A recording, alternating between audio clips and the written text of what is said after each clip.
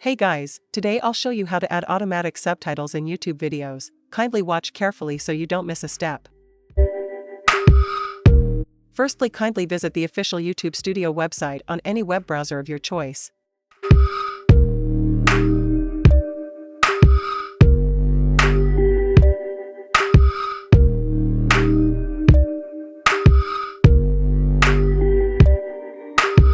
Now tap on the video you want to add the caption on and select the pencil icon.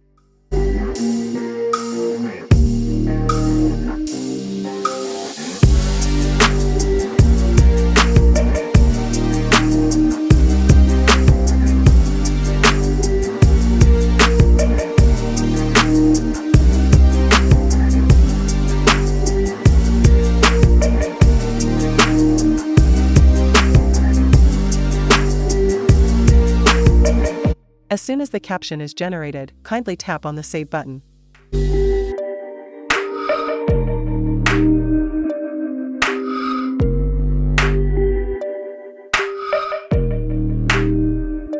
As you can see, we have successfully added automatic subtitle to our video. If this was helpful, please leave a like and subscribe for more.